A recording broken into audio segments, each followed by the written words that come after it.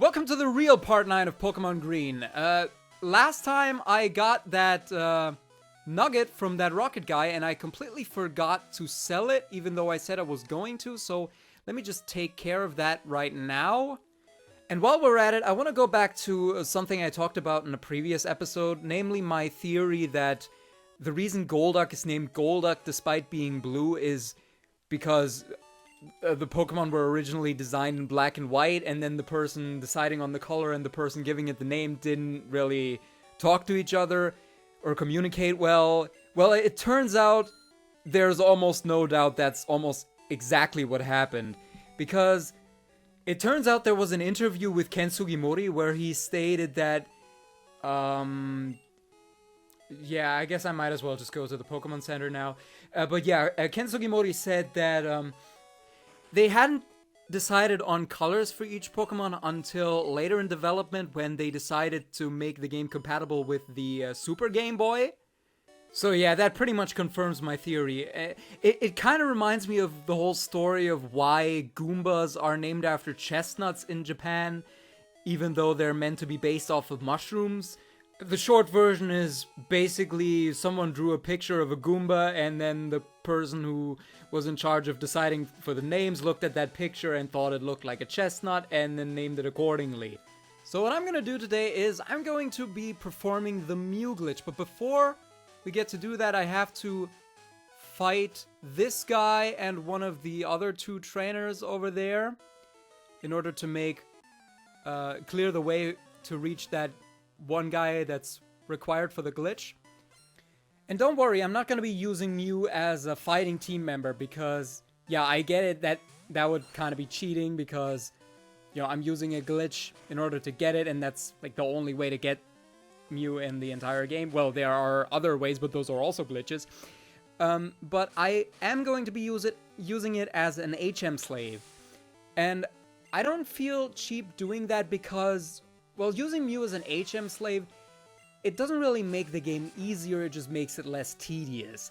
Because, well, all the other Pokemon that can be used as an HM slave, they only learn like 2 or 3 HMs max.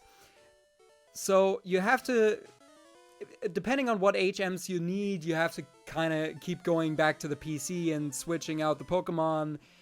And with Mew, you can have 4 HMs on the same Pokemon because, you know, it can learn every HM in the game.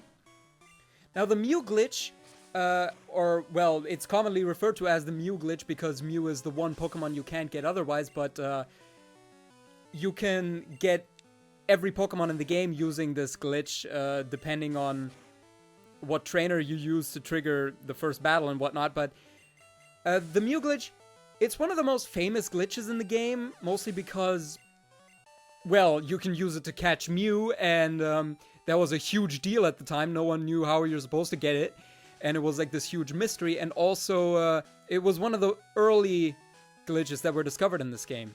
But just in case anyone isn't familiar with this, I'm going to be explaining it as I go through. You're going to want to save right here, because this next step is a little bit tricky. You have to pretty much be frame perfect. You have to press the start button yeah, I did it on the first try. Mid-step so that the menu opens before it triggers the guys who come at you. And then you want to teleport away.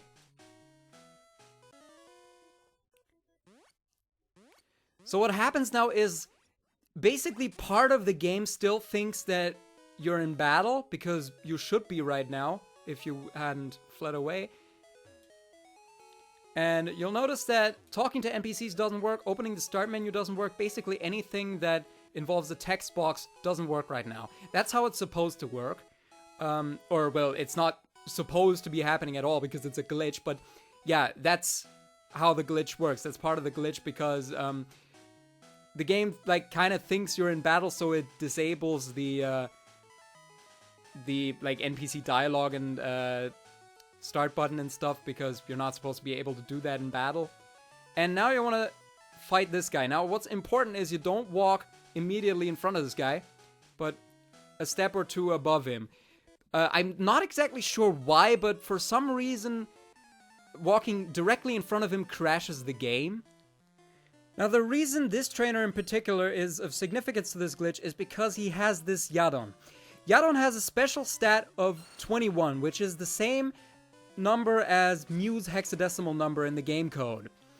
Whichever Pokemon has the special stat of the hexadecimal number of the Pokemon you want to catch, that's the Pokemon that you want to fight in order to get that Pokemon. There are guides on the internet that can tell you exactly what trainers or what Pokemon you need to fight in order to get a certain Pokemon, but everyone uses this glitch to get Mew, which is this guy. There's another way to get Mew using this glitch, but it's a bit more complicated. But anyway, right now, you want to go back to that route where you fought that guy, and that text box just opened by itself, and once you close it, bam, there's Mew! This is because the game still knows that there's supposed to be a battle taking place on this route because you flew away from that guy earlier, or teleported away in my case. Okay, so I'm going to poison it, and then I'm going to keep doing damage with Leech Seed because I'm pretty sure any actual attack that I have is going to kill it. So, really nothing else to do other than just throw plastic balls at this mythical being, hoping that it'll become a slave to a 10-year-old. And yeah, it still has way too much HP left, but I just don't know what else to do other than throw balls at this point. Because like I said, these are gonna kill it, and these, I've already done them. So I guess the only thing I can really do at this point is waste my balls on a Pokemon that still has way too much HP left. I mean, I guess I could waste other items instead, like potions, and heal my Fushigi-So up. But, yeah. That would also be wasting items and wouldn't really do much of a difference. Something else I should probably note about this glitch is that the trainer you teleport away from, or fly or dig or whatever, that can be any trainer that you can, that sees you immediately as you walk on screen. This is just the convenient one to do it because he's close to the guy with the Yadon, and this is the earliest point in the game where you can do this trick. A lot of guides on the internet tell you to use a certain gambler much later in the game, but don't bother with that. You can do it as early as this. I think the only reason the gambler is mentioned at all is because that's the one the glitch was discovered on, but don't quote me on that. I better not run out of balls before I fucking catch this thing. 2 more? I have 2 more balls left? Shit. Well... Oh! Okay, that did it. I was about to say I might as well start healing up or doing some other stuff in between... before it goes... before its HP goes far enough down for me to, like, be able to catch it, but then I just caught it anyway.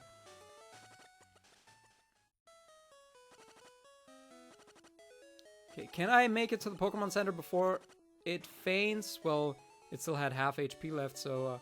Oh! On the last step it fainted! Well, not like it matters. I wasn't going to use it anyway as a fighting team member, like I said. And even if I did intend to use it as a fighting team member, it still wouldn't matter because, hey, that lady just healed it up anyway. And the concept of happiness didn't exist in Generation 1. Or, well, it kind of did in Yellow with Pikachu, but that was, like, its own separate thing. You know what? I'm just gonna go ahead and change the lead to Casey, because I forgot to do so earlier, even though it can't really do anything at this point, but, you know, I want it to evolve, so I have to put it in the lead and then, you know, switch out at the beginning of every battle. So right now we're heading to the house of Masaki, the guy who created the PC storage system, and oh boy do I have some things to say about the PC storage system in this generation. You know how in episode 8 I was talking about how Generation 1 has a lot of problems with, like, quality of life kind of stuff? Well, the PC storage system is one of the biggest issues with this, and there's several issues with it. First of all, whenever you try to catch a Pokemon and your box is full, which it doesn't tell you about beforehand, it doesn't work. In later generations, well, from generation 3 onwards, it just says, okay, the Pokemon was sent to the other box instead. But in this generation, you throw the ball and then it just says, oopsie doopsie, your box is full. So imagine this, and this is not a hypothetical situation. I've watched someone play while they had this happen. You make it all the way through the fucking Seafoam Islands, get all the way to Articuno, you get it to sleep, you get its HP down in the red, you chuck an Ultra Ball at it, and the game just says, nope, tough shit, go all the way back out of the dungeon, go to the nearest Pokemon Center, fucking change the box, then go all the way through the dungeon again, and then do everything over again. And that is assuming that you saved before triggering the battle with the Pokemon, otherwise you're just completely fucked, and the game just completely screws you out of catching that legendary. The other problem with the PC storage system is that it's just impossible to organize. See, in the newer games, you can easily just move the Pokemon around in the box, in between different boxes, and also the different spots in one box itself.